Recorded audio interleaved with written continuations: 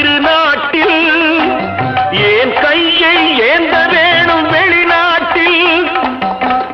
ஒழுங்காய் பாடுபடு வயல் காட்டில் ஒழுங்காய் பாடுபடு வயல் காட்டில்